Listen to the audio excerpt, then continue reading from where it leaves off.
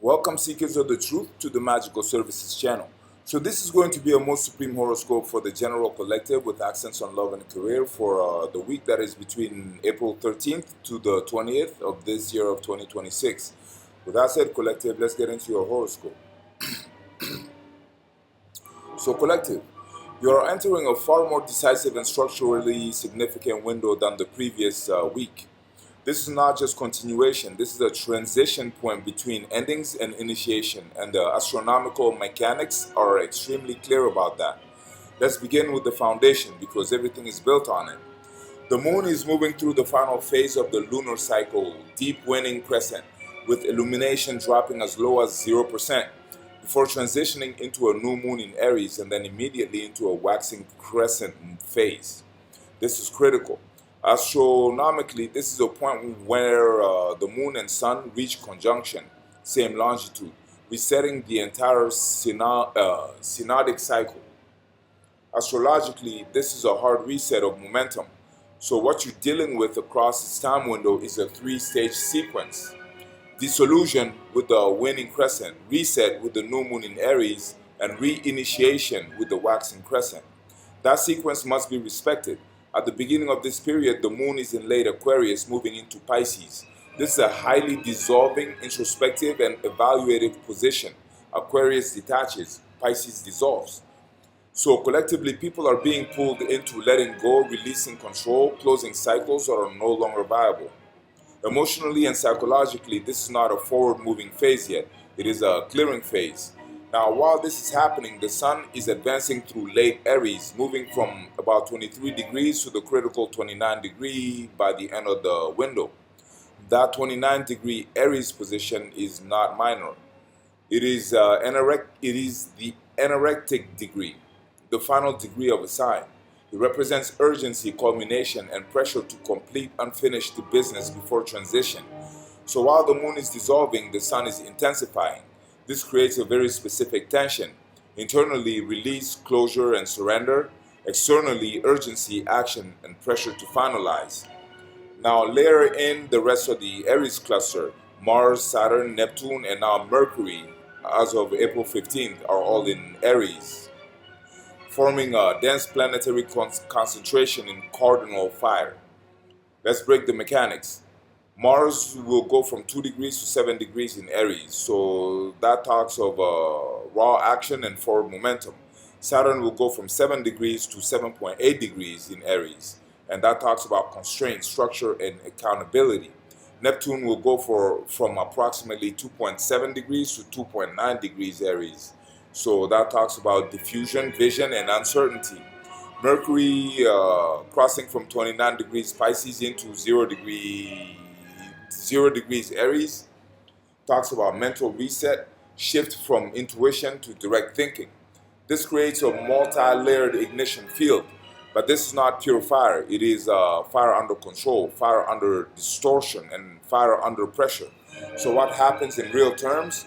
People feel urgent need to act with Mars, immediate resistance or reality checks with Saturn, uncertainty about direction with Neptune, and mental shift from confusion to clarity with Mercury entering Aries. So this is not comfortable energy, but it is extremely productive if handled correctly. Now let's isolate one of the most important astronomical events in this data set. Mercury crossing from Pisces 29 degrees into Aries 0 degrees around April 15th. This is a sign boundary transition, and it matters.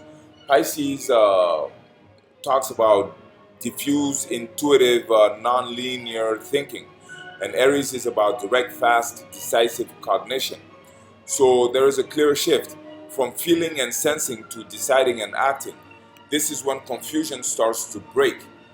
So if earlier in the cycle things felt unclear, uncertain, or hard to define, this is where mental clarity begins to sharpen. Now let's move into love and money dynamics because this is where the Taurus field becomes dominant. Venus is moving steadily through Taurus from about 16 degrees to nearly 25 degrees in the window that we're talking about. So while Uranus remains at the critical 29-degree Taurus position, this is extremely important. Venus in Taurus is stable, sensual, value-oriented, and grounded in real-world connection and material reality. But Uranus at 29 degrees Taurus introduces instability, sudden change, breakthrough or disruption, non-linear events. So again, you get a dual system. Desire for stability with Venus and forced unpredictability with Uranus. In love, this produces strong attraction, desire for something real and tangible, but sudden shifts, unexpected developments, or unconventional dynamics.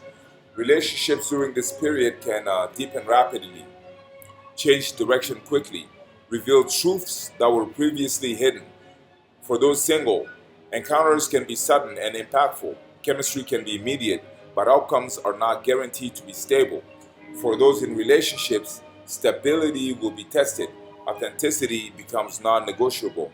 Now, financially, this is a high opportunity, but high volatility zone also. Venus supports income generation, especially through skills, creativity, value-based offerings. But Uranus demands adaptability, willingness to pivot, and readiness to act when opportunity appears. This is not a passive income energy. This is opportunistic execution energy. Now, bring Jupiter into the system. Jupiter in Cancer, moving from 16.8 degrees to 17.5 degrees in the window that we're talking about, continues forming a square to the Aries cluster.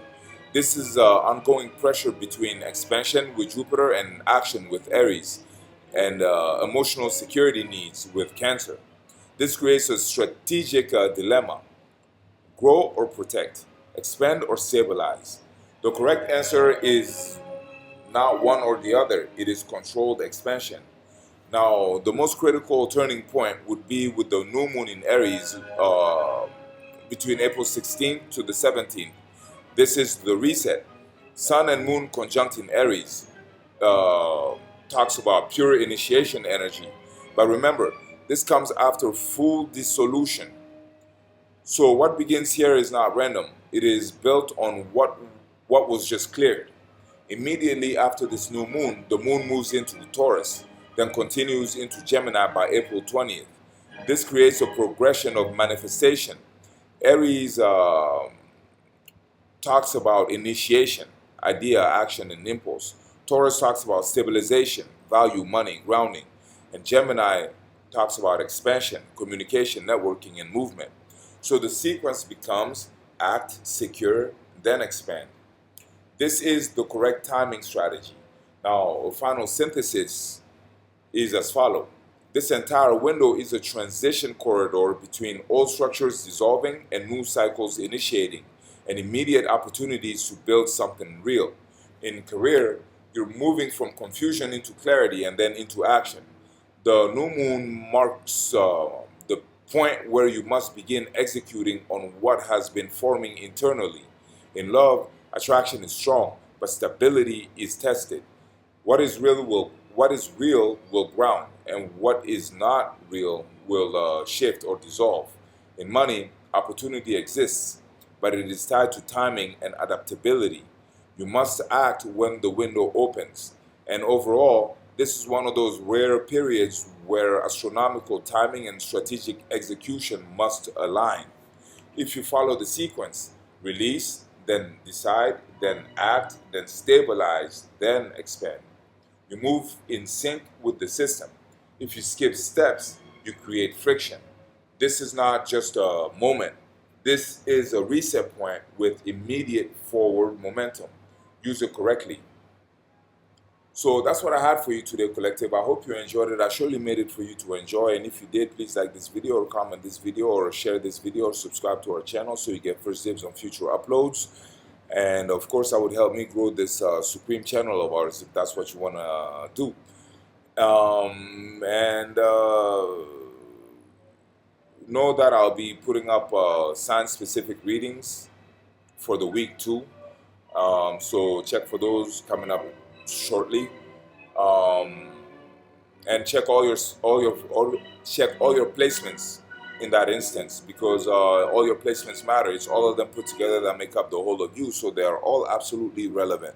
And if you don't know all your placements, then check out the offer that I have in the description box, and that one should be very helpful. And this being a magical channel, I might as well tell you about the services that I offer. So I offer personal astrology charts because this was a collective reading. And surely enough, it affects everybody. It's not like a collective tarot reading where it might just talk about one person and not the rest of the people. This actually impacts the whole globe, the whole entire planet Earth. But to know how exactly these dynamics impact your life personally, personal charts would be needed. So personal charts, there are many kinds. I do personal natal charts too, and those will also show you your placements and also describe why you are the way you are and your natural aptitudes and so on and so forth. And synastry charts could be done to see the energy between you and someone else, see how you impact one another, if you're compatible or not, and or just how to be more strategic and tactical in your approach to that relationship as to make it endure, for instance. Or composite readings could be done to see the actual energy of a relationship created between you and someone else as if you're an entity of its own. Once again, so you keep it more tactical and strategic in your approach to that relationship. Or suppose you had a very special event, a very special date, or a very special appointment, or a very special event in past, present, and or future that you set or that someone else set, or that you are setting or someone else is setting. And you wanted to know how the astral bodies would align for you personally in regards to that event. A chart can be done for that, so you could once again be more tactical and strategic in your approach to that event as to make it endure, for instance. Or to see, for instance, even if it's a good reason to go or not, or when's the best actual time to set the event, and so on and so forth, tactical and strategic things like that. And also, having been initiated into magic since the age of 10 in West Africa, I have more than 3 decades of magical practice behind me. And so I have various spells in regards to various aspects of life, if not all aspects of life. Should you have a need for some magical work to be done, just ask and we'll see if we can make it happen. More likely, how we can make it happen. And should you request some magical work to be done, its divination will be done prior hand, and I do divination with geomancy and or tarot. And that's so that we can be more precise and accurate in our magical mission. Yeah, with all that said, if you sound like, if any of those services sound like things that could be useful to you in your life, please do contact me and we will make that happen as soon as possible. My email is in the about section below, or you can befriend me on my channel on Facebook, which has the same exact name as this one, Magical Services. And then we can share direct messages if that is more your style. Now, with all that said, thanks so much for being here, collective. Thanks for your time. And until the next time, blessings.